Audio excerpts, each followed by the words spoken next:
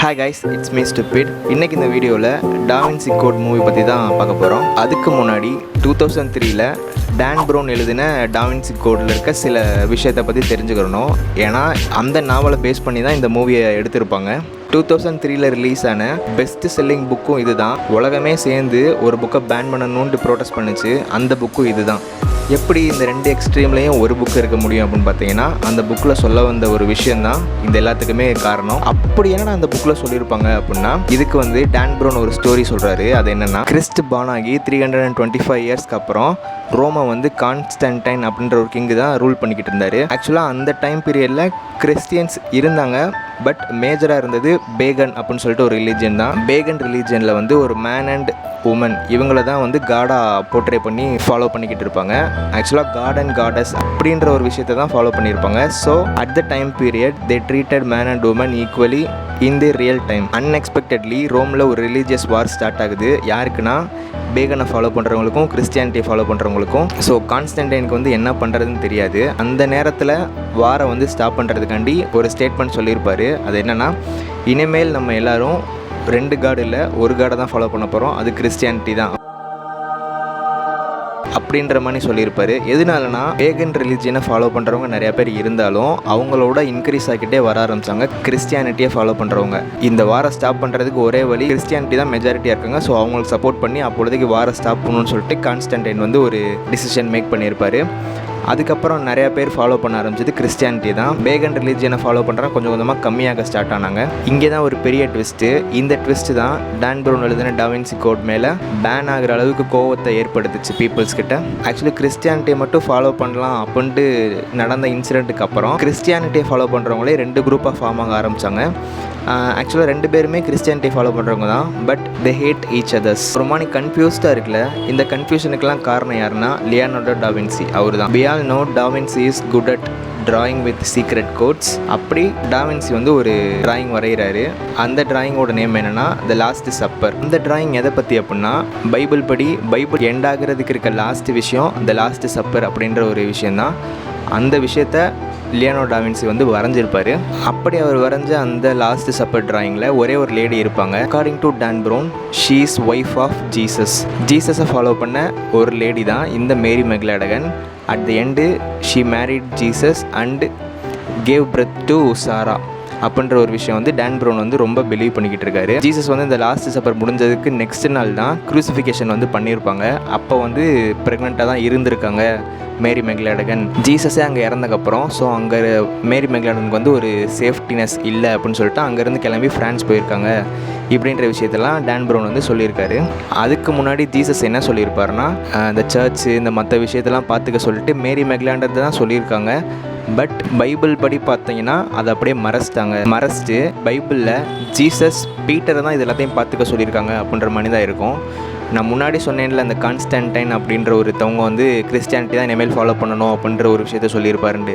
அவர் அந்த விஷயத்த சொன்னதுக்கப்புறம் வேர்ல்டில் இருக்க கிறிஸ்டியனை ஃபாலோ பண்ணுற எல்லா பேரையும் கூட்டிகிட்டு ஒரு கவுன்சில் மேக் பண்ணுறாரு. அந்த கவுன்சிலோட name the council of Nicaea. அவங்க அங்கே என்ன மேக் பண்ணுவாங்க அப்படின்னா, இந்தந்த விஷயம் தான் இனிமேல் நம்ம வெளியே ஷோ பண்ணணும், இந்தந்த விஷயந்தான் இந்த பைபிளில் இருக்கணும், இந்த டேயில் தான் நம்ம ஈஸ்டர் கொண்டாடணும், இந்த டேயில் தான் கிறிஸ்மஸ் கொண்டாடணும்னு சொல்லிட்டு நெக்ஸ்ட்டு கிறிஸ்டியானிட்டியில் எதை ஃபாலோ பண்ணணுமோ அதை சூஸ் பண்ணுற ஒரு அத்தாரிட்டியில் இருந்தவங்க தான் இந்த கவுன்சில் ஆஃப் நைசியான்றவங்க. அவங்க மேக் பண்ண பைபிளில் மேரி மெக்லாடனை பற்றின எந்த உண்மையுமே சொல்லாமல் இன்ஸ்டன்ட் என்ன சொல்லியிருப்பாங்க அப்படின்னா, மேரி மெக்லாடன் ஒரு ப்ராஸ்டியூட்டு அப்படின்ற மாதிரி தான் போர்ட்ரேட் பண்ணியிருப்பாங்க. அதோட மட்டும் விடாமல் இந்த உண்மை வெளியே தெரிஞ்சிச்சு அப்படின்னா ஒரு பெரிய ப்ராப்ளம் ஆகும் அப்படின்றனால மேரி மெக்லாடகன் அண்டு அவங்களோட பிளட் லைனை கொல்லணும் அப்படின்னு சொல்லிட்டு ஆர்டர் கொடுத்துருப்பாங்க. ஜீசஸோட க்ரூசிஃபிகேஷனுக்கு அப்புறம் மேரி மெக்லாடன் அங்கேருந்து எஸ்கேப் ஆகி ஃப்ரான்ஸ் போயிருப்பாங்க. அவங்களுக்கு எஸ்கேப் பண்ண ஹெல்ப் பண்ணது நைட் டெம்ப்ளர்ஸ் அப்படின்ற ஒருத்தவங்க தான். அவங்களோட வேலை என்ன அப்படின்னா, மேரி மெக்லாண்டனை ப்ரொடெக்ட் பண்ணுறது தான் இந்த நைட் டெம்ப்ளர்ஸோட வேலை. மேரி மெக்லாண்டனையும் அவங்களோட பிளட் லைனையும் ப்ரொடெக்ட் பண்ணுறதுக்கு ஒரு குரூப்பை ஃபார்ம் பண்ணியிருப்பாங்க. அவங்களோட நேம் என்னென்னா த பிரேயரி ஆஃப் சைன்.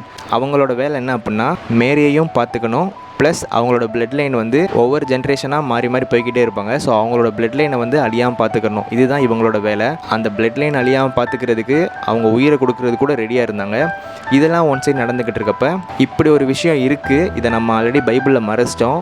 ஸோ இப்போ வெளியே இருக்க ஒரே எவிடன்ஸ் யார் அப்படின்னா மேரி மெக்லாண்டகன், அப்புறம் அவங்களோட பிளட் லைனு. அவங்கள நம்ம சும்மா விட்டோம் அப்படின்னோம்னா அது நமக்கு டேஞ்சர் அப்படின்னு சொல்லிட்டு இந்த கவுன்சில் ஆஃப் நைசியா வந்து கவுன்சில் ஆஃப் ஷேடோஸ் அப்படின்ற ஒரு குரூப்பை ஃபார்ம் பண்ணி மேரியையும் அவங்க பிளட் லைனையும் கொல்றதுக்கு ஆர்டர் கொடுக்குறாங்க. முன்னாடி சொல்லியிருந்தேன்ல, 2 பேருமே கிறிஸ்டியானிட்டியை ஃபாலோ பண்ணுறவங்க தான். பட் 2 பேருமே அவங்க ஒருத்தவங்கள ஹேட் பண்ணிப்பாங்கண்டு அந்த 2 பேர் தான் இந்த கேங்கு. கவுன்சில் ஆஃப் ஷேடோஸ் எதுக்கு மேரியை கொல்லணும்? ஏன்னா ஜீசஸ் வந்து நார்மலான ஒரு ஹியூமன் பீயிங் தான். அவரோட வேலையே என்னவா இருந்துச்சு அப்படின்னா ஒவ்வொரு ஊராக போயிட்டு லவ்வை ஸ்ப்ரெட் பண்ணிக்கிட்டு இருந்திருப்பாரு. சடனாக வந்து பீப்புளாக சேர்ந்து தான் அவருக்கு வந்து காட் ஃபிகர் கொடுத்துருப்பாங்க. அப்படி காட் ஃபிகரில் இருக்க ஒருத்தவரை வந்து மேரி மெக்லாண்டகன்ற ஒருத்தவங்களை கல்யாணம் பண்ணிட்டாங்க, அவங்க மூலிமா ஒரு குழந்தை பிறந்துச்சு அப்படின்னு சொன்னோம்னா அந்த காட் ஃபிகர் வந்து போயிடும். ஜீசஸையுமே நார்மலான பீப்புளாக ட்ரீட் பண்ண ஆரம்பிச்சிருவாங்க. 1500 இயர்ஸாக ஒரு விஷயத்தை ஃபாலோ பண்ணிட்டு இருந்துட்டோம், இப்போ அதெல்லாம் ஃபேக்குன்னு சொல்லிட்டு வந்தோம்னா என்ன ஆகும் அப்படின்ற ஆட்டிடியூடில் தான் அந்த கவுன்சில் ஆஃப் ஷேடோஸ் வந்து மேரி மெக்லாண்டகனையும் அவங்க பிளட் லைனையும் கொல்லணும்னு சொல்லிட்டு வெறி கொண்டு தேடிக்கிட்டு இருந்திருக்காங்க. பட் இதுதான் உண்மை. இந்த உண்மையை வெளியே கொண்டு வரணும் தான் டான் ப்ரவுன் இப்போ வர சொல்லிட்டு இருக்காரு. Even though people hate him. சரி ஓகே, நீ சொல்கிறது உண்மைனே வச்சுக்கிடுவோம் அப்படின்னா எங்களுக்கு ப்ரூஃப் காட்டு அப்படின்னு பீப்புள் கேட்குறாங்க. பட் அதுக்கு ப்ரூஃபாக வந்து டான் ப்ரவுன் எதை கொண்டு வர்றாரு அப்படின்னா டாவின்சியோட டிராயிங்ஸ் தான் எடுத்துகிட்டு வந்து கோட் பண்ணுறாரு. அதில் இருக்க டிராயிங்ஸில் வந்து இந்த மாதிரி சீக்ரெட் கோட்ஸ் இருக்குது, இதை வச்சு தான் நான் சொல்கிறேன். பட் பீப்புள் வந்து அதை அக்செப்ட் பண்ணிக்கிற மாட்டேன்றாங்க. எது எப்படியோ மேரி மெக்லாண்டகன் அப்படின்ற ஒருத்தவங்க இருந்திருக்காங்க. அவங்க தான் ஜீசஸோட ஒய்ஃபு. அவங்களோட கல்லறை இன்னும் எந்த இடத்துல இருக்குன்னு சொல்லிட்டு யாருனாலையும் கண்டுபிடிக்க முடியலை. அவங்களோட பிளட் லைனான சாரா மூலயமா இப்போ வர அந்த பிளட் லைன் கண்டினியூ ஆகிக்கிட்டு தான் இருக்குது. அவங்க எல்லாரையும் இந்த ப்ரேயரி ஆஃப் சைன் வந்து இன்னும் ப்ரொடெக்ட் பண்ணிக்கிட்டு இருக்காங்க அப்படின்ற விஷயமும், இந்த பிளட் லைனை கொல்லணும்னு சொல்லிட்டு இப்போ வர கவுன்சில் ஆஃப் ஷேடோஸ் வந்து சுற்றிக்கிட்டு தான் இருக்காங்க அப்படின்றது இப்போ வர நடந்துக்கிட்டு தான் இருக்குது. அப்படின்றது தான் டான் ப்ரவுனோட ஸ்டேட்மெண்ட்டு. இந்த ஸ்டோரியை இன்ஸ்பயர் பண்ணி தான் டாவின்சி கோட் அப்படின்ற ஒரு மூவியை வந்து மேக் பண்ணியிருப்பாங்க. டாம் ஹேங்க்ஸ் வந்து ஹீரோவாக பண்ணியிருப்பாரு. நான் இப்போ சொன்ன எல்லா விஷயத்தையுமே இந்த மூவியில் சூப்பராக சொல்லியிருப்பாங்க. ஒரு சின்ன விஷயம் மட்டும் சேஞ்ச் ஆகும். அது என்னென்னா, டாம் ஹேங்க்ஸ் வந்து ஒரு டைலாக் சொல்லுவார். அது என்னென்னா, இப்போ வர மேரி மெக்லாண்டகன் தான் ஜீசஸோட ஒய்ஃப், அப்புறம் அந்த பிளட் லைன், இந்த மேட்டர்லாம் இன்னும் ப்ரூவ் பண்ணப்படலை. சப்போஸ் அப்படி ப்ரூவ் ஆனாலும் சரி ஆகலைனாலும் சரி, நீ எதை பிலீவ் பண்ணுறியோ அதுதான் மேட்ரு அப்படின்ற மாதிரி ஒரு டைலாக் சொல்லியிருப்பார். இந்த ஒரு விஷயம் மட்டும் டான் ப்ரவுனோட நாவலில் வந்து இருந்திருக்காது. பட் இது வந்து படம் லாஸ்ட்டில் 1500 இயர்ஸ்க்கும் மேலே ஒரு பிலீவ் பண்ணிக்கிட்டு இருக்க விஷயத்தில் நம்ம எதுவும் இந்த மாதிரி ஃபால்ஸ் ஸ்டேட்மெண்ட் சொல்ல வேணாம் அப்படின்றதுக்காண்டி இந்த படத்தை வந்து இந்த மாதிரி சொல்லி முடிச்சிருப்பாங்க. பட் இந்த படத்துலையும் மேரி மெக்லாண்டகன்றவங்க உண்மையிலே இருந்திருக்காங்க அப்படின்ற மாதிரி தான் ஃபுல்லாக கொண்டு போயிருப்பாங்க. பட் எண்டில் மட்டும் அந்த டைலாக் வச்சு முடிச்சிருப்பாங்க படத்தை. வெரி ஃபியூ மூவிஸ் தான் மூவி எண்டானதுக்கப்புறம் நம்மளை மூவியோட ரொம்ப கனெக்ட் பண்ணி வச்சுருக்கோம். திஸ் ஒன் இஸ் லைக் தம். ஃப்ரீயாக இருக்கப்போ ட்ரை பண்ணி பாருங்கள். நான் நெக்ஸ்ட் வீடியோவில் வந்து உங்களை மீட் பண்ணுறேன். பீஸ்.